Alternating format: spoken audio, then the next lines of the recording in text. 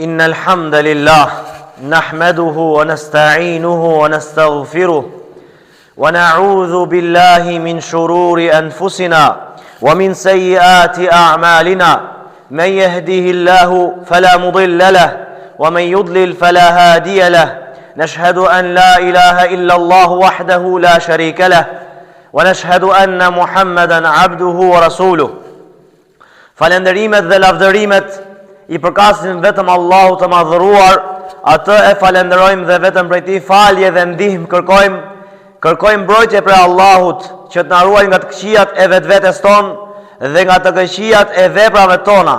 Kë e udhëzon Allahu në rrugën e drejtë, nuk ka kush që ta humbë, dhe kë e humb Allahu I madhëruar, nuk ka kush që ta drejtojë dhe udhëzojë përposa me lejen e tij.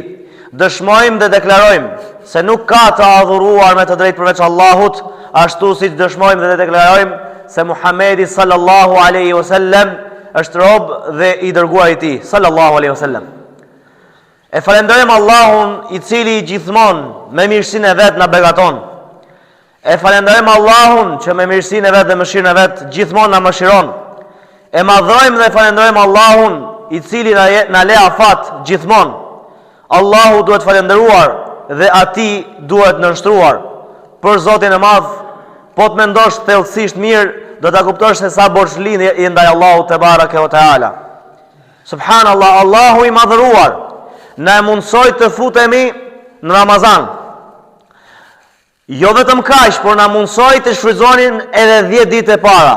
Jo vetëm kaq, na mundsoi të shfrytëzojmë edhe 10 ditë e dyta.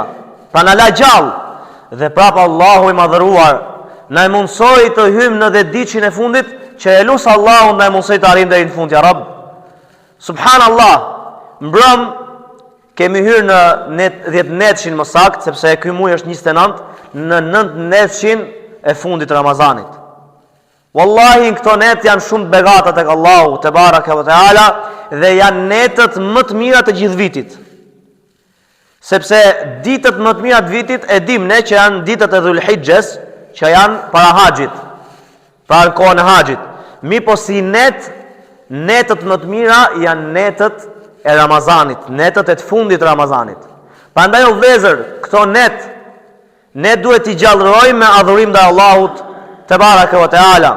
Në këto net është ajo natë e shumëpritur, ajo natë që është më e mirë se 1 muaj. Në ajo natë në të cilën caktohet çdo fat I çdo kujt. Pra fati I çdo kujt.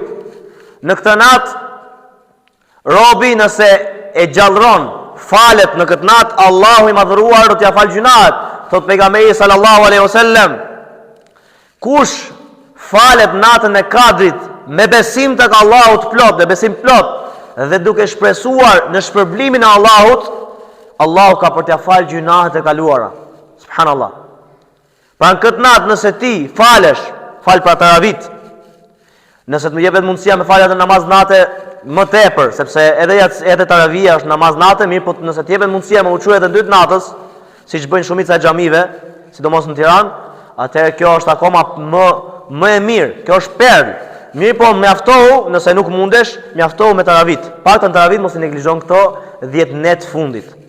Sepse me të vërtet nëse ti e ke bindjen e plot, pra besimin e plot, dhe shpreson tek shpërblimi I Allahut me këtë namaz se do të arrish shpërblimin e Allahut, padyshim se do të falen gjunat. Sepse këtë e ka premtuar vetë profeti sallallahu alaihi wasallam. Vetë profeti ta ka premtuar diçka të tillë.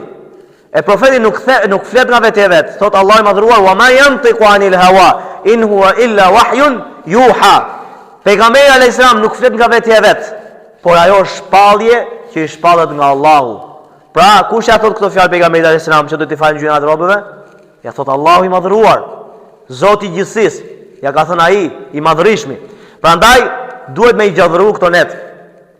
Dhe në këto net pëlqehet që të shtojmë një dua që është e shkurtër por kuptim plot. Thot pejgamberi sallallahu alaihi wasallam, kur të vjen nata e Kadrit, pra nëse e ndjen që ka ardhur nata e Kadrit, çfarë duaj me thënë? Pra kur e pyeti Aisha radhiyallahu anha, o dërguar Allahut, nëse unë për shembull e diktoj, e dalloj që ka ardhur nata e Kadrit, nëse e ndjej këtë natë, o dërguar Allahut, çfarë them, çfarë të bëj? Tha pejgamberi sallallahu alaihi wasallam, thuaj lutjen Allahumma innaka afuwun tuhibbul afwa fa'fu anni. O Allah, ti e falës, e don faljen, më fal mua. Shi saluti e shkurtër, subhanallah. Në të gjitha këto 10 net, apo edhe gjatë ditës, jo vetëm natën, edhe gjatë ditës, po aq më tepër natën, duhet me e bë këtë lutje për natë, derisa të vi fundi Ramazanit. Allahumma innaka afuwun tuhibbul afwa fa'fu anni. O Allah, ti e falës, e don faljen, më fal mua. O vëllezër, do t'i këshilloja ta bënin në arabisht. Pse?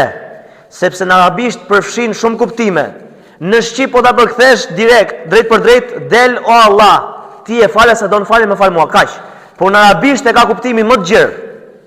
Sepse afu do të thot falje, do të thot mëshirë, do të thot mjep sukses, do të thot mjep shëndet, gjitha të mirat, pra i përfshin. Prandaj nëse e bëjmë me arabisht, duke e ditur kuptimin e saj, Allahu i madhëruar do të na jap gjitha mirësitë e kësaj bote dhe botës tjetër, ndasht i madhi Allah. Prandaj vëllezër, erdhi momenti tashmë që ne t'i përveshim krahët tona siç bënte profeti alayhis salam, i cili shtrëngonte brezin e tij, e zgjonte familjen e vet natën dhe faleshin gjatë këtyre 10 netëve të fundit. Wallahi, ky shpërblim madhështor i këtyre 10 netëve nuk e humbet vetëm se një njeri neglizhent, një njeri që sa do të mirën vetes e vet. Ai që ja do të mirën vetes, pasha Allahun, nuk neglizhon. Ai që ka neglizhuar gjatë gjithë këtyre 20 ditëve, ai akoma më shumë duhet ta ndjej mungesën e sinqeritetit vet. Duhet ta ndjej se sa, domethënë, borxhli është ndaj Allahut që 20 ditë i çoj dëm, ndërsa këto 10 ditë tashmë nuk ja vlen me i çu dëm. O vëllezër të mi, wallahi si të mos jetë natë e vlefshme kjo, natë e Kadrit, kur Allahu thot Lejletul Qadri khairun min alfi shahr. Nata e Kadrit është më e mirë se 1000 muaj. Nata e Kadrit, subhanallah, një natë tek është ajo, është më e mirë se 1000 muaj, që i bie diku tek 83 vjet e gjys apo 84 vite. Do më thonë një jetë njeriu. Rrallë janë njerëzit që e kalojnë moshën 90 veçare apo 100 veçare. Shumica vdesin moshën 60-70, ka edhe që vdesin edhe më herët. Por mosha mesatare e ummetit Muhammedit, pa e këtij populli që ndjek pejgamberin selam, sa është 60 deri në 70. Ka thënë profeti selam, të rrallë janë ata të cilët e kalojnë këtë moshë.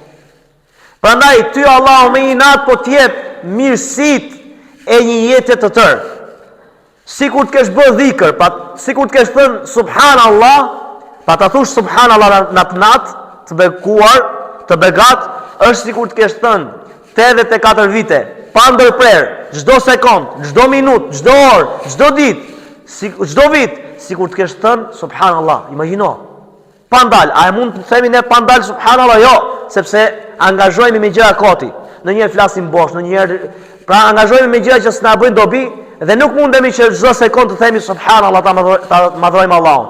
Prandaj Allahu me natën e Kadrit, nëse ne e kalojmë me ibadet, me adhurim, me dhikr, pra me përmendje të Allahut dhe me falje namazi, Allahu do të na quajë atë namaz apo atë dhikr apo atë sadaka, sikur e kemi dhënë për 84 vite rresht.